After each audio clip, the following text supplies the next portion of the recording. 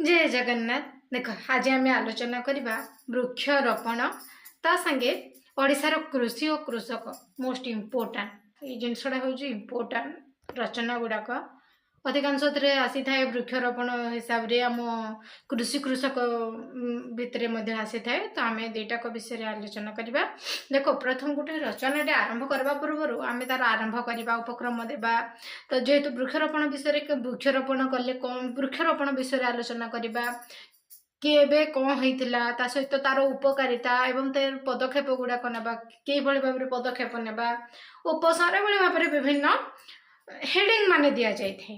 तो प्रथम आम देखा उपक्रम उपक्रम कौन कौन रही उपक्रम देख प्राणी जगत पाई वृक्ष हेउछि ईश्वरंकर सर्वश्रेष्ठ अवदान।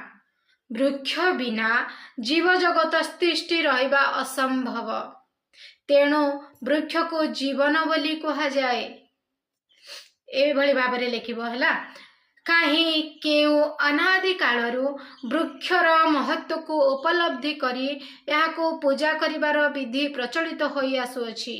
प्रकृतिर सुरम्य कल मंडन करिथिबा वृक्ष देवतार आसन ग्रहण करिछि। यहा मुक्त वायु फूलर महक और नाना स्वादर फल दान करी आदिम आदिवासी मानक ठारू सभ्य शिक्षित मनीष समाज पाई अविच्छेद्य होई पारिछि। परिवेशर स्वच्छता रक्षा क्षेत्र में वृक्ष गुरुत्वपूर्ण भूमिका ग्रहण करिथिबारु वृक्षरोपण करिबा नित्यांत आवश्यक बा वृक्षरोपण अत्यंत हित साधक। ताहले आम देखा वृक्षरोपण विषय रे देख वृक्षरोपणर आवश्यकता जगत और जीवन पाई अपरिहार्य। जदि आमे भल भाव आम परिवेश को सुरक्षा न देबा ताहले आम जीवन मध्य आउ सुरक्षित रहिबो नाही। तेणु करिकी वृक्ष रोपण नित्यांत आवश्यक। वृक्ष शांति प्रदायक सुस्थ परिवेश पाई वृक्ष सर्वांतःकरण रे प्रयोजन। वृक्षरोपण को प्रोत्साहित करने निमित्त 1950 मसीह भारत सरकार प्रति वर्ष वन महोत्सव पालन करि आसुछि। वन विभाग और कृषि विभाग यही दायित्व बहन करुछि।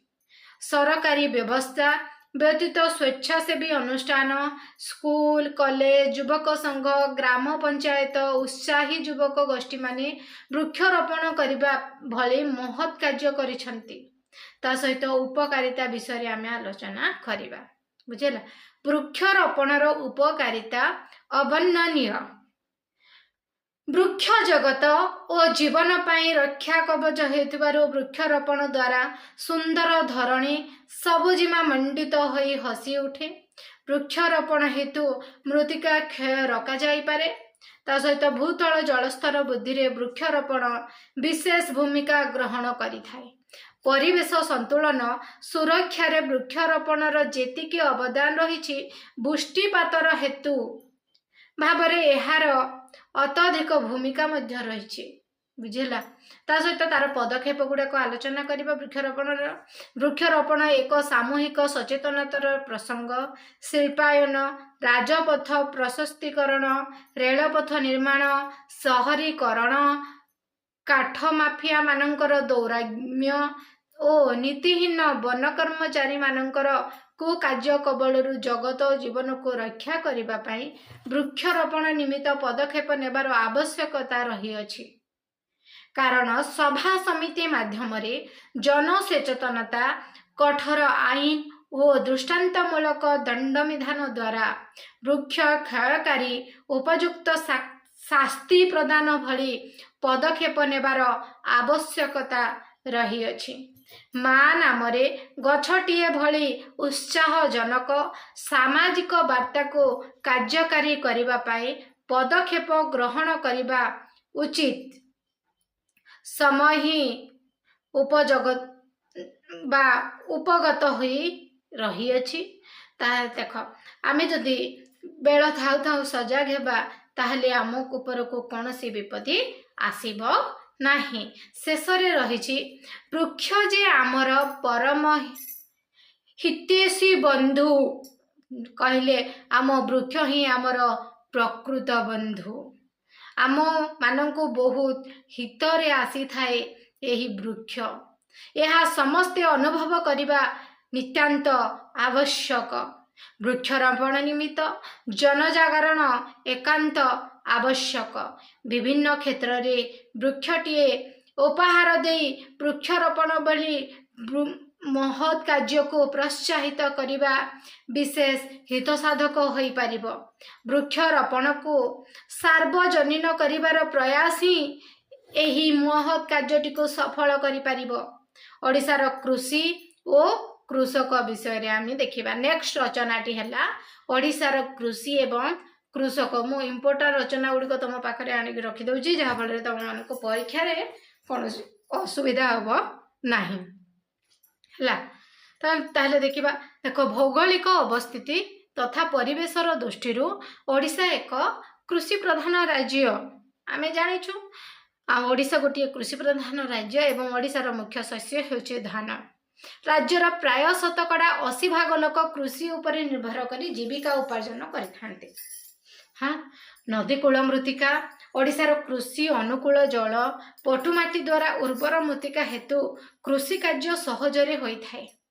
कृषि क्षेत्र रे ओडिशार पूर्वांचल विशेष आगुआ।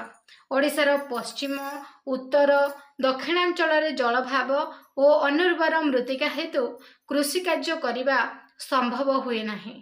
तेणु पूर्वांचलर कृषक और पश्चिम उत्तर दक्षिणांचलर कृषकଙ୍କ ମଧ୍ୟରେ कृषि कार्य तारतम्य देखा मिले। नेक्स्ट आसला कृषि विषय देखा। कृषि ओडिशार मानदंड जदि कहबा कृषि होची आम ओडिशार मानदंड। ओडिशार कृषिजात द्रव्य गुड़िक मध्यरे धान मुग बिरी कोलथ मांडिया बाजरा मक्का अलसी सरिष झोट खसा मेथी विभिन्न पनीपरिबा इत्यादि प्रधान। कहीं केउ प्राचीन कालर कृषिजात द्रव्य को नहीं ओडिशार कृषक तार जीवन धारण करिअछि। कृषिर महत्व वर्णना करी कवि उल्लेख करी कहिछन्ति चाष अछि जाहार कि आनंद ताहार चाषी भाई जगाउछि दुनिया को आहार चाल चाष करिबा कल हल धरिबा बाछी बाछी बेल देखी बुणा बुणी सारिबा। ना नहीं, वास्तविक कृषि आनंददायक कार्य। कृषि द्वारा कृषक जगत को आहार जगाई थाए। ठीक समय तथा अनुकूल पाग देखि कृषक कृषि कार्य करि थाए। कृषिर श्रम कृषकर किंतु कृषिजात द्रव्य मिलुथिबा सुख और आनंद सारा जगतर। कि सुंदर जड़े आजिकाली दुनिया रे कौन कहते कृषकों को तुच्छ मन कहते किंतु से कृषक आम मानू खाद्य जगाउछि। ताहले कृषक विषय रे आमे देखिबा। कृषक हेउछि देश जातिर अन्नदाता। जेउ लोक कृषि कार्य रे प्रवृत्त हुए से कृषक नाम रे परिचित होई थाए बा नामित होई थाए। ग्रीष्मर प्रचंड रौद्रताप और श्रवणर अबारित बा बारीपात और शीतर हाड़ भंगा हाथ भंगा देछि किंतु हाड़ भंगा जाड़ को सह्य करी कृषक कृषि कार्य अविरत लगी थाए।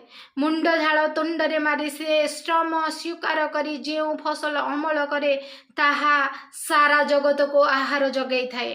कृषक निजे निरन्न रही बा किछि न खाई न पाए अर्थात भोक उपासरे काटी देशवासी को आहार जगाई थाए। नाना अर्थकारी फसल उत्पादन करी देशर आर्थिक स्थिति को दृढ़ करि थाए। ता सहित प्रोत्साहन विषय देखिबा। कृषि और कृषक अविच्छेद्य अंग। कृषि को संबल करी कृषक समस्त को आहार जगाउथिबारु सरकारी और बेसरकारी उभय स्तर रे ताको प्रोत्साहन देवार आवश्यकता रही। पारंपरिक रीति रे कृषि कार्य करी कृषक आशानुरूप फसल उत्पादन करि पारे नाही। बन्या बात्या मरुड़ी और शस्य हानिकारी कीट मानक द्वारा तार फसल उजुड़ी जाए। ता सहित ऋण भार रे से अंटा ସଳଖି ଠିଆ ହୋଇପାରେ ନାହିଁ। ତାର ପରିବାରର ନାନା ଦୁର୍ଗତି ଭିତରେ ଆଉଟୁପାଉଟୁ ହୋଇଯାଆନ୍ତି।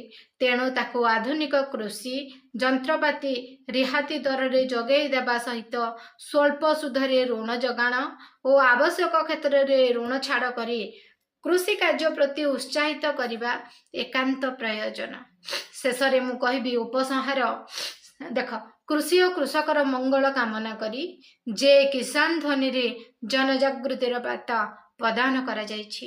କୃଷି କୃଷକର ଗୁରୁତ୍ୱକୁ ଉପଲବ୍ଧି କରି ଯଦିଓ ସରକାର ଜଳସେଚନ, କୃଷି ଯନ୍ତ୍ରପାତିରେ ରିହାତି ପ୍ରଦାନ, ଋଣ ଯୋଗାଣ, ଉନ୍ନତ ବିହନ ଓ ସାର ଉପଲବ୍ଧ କରାଉଛନ୍ତି, ତଥାପି ତାହା ଅସାଧୁ କର୍ମଚାରୀ ଏବଂ ସ୍ୱାର୍ଥପର ରାଜନେତାଙ୍କ ଆତ୍ମଶୋଷୀ ନୀତି ଯୋଗୁଁ କୃଷକ ପାଖରେ ପହଞ୍ଚୁ ନାହିଁ।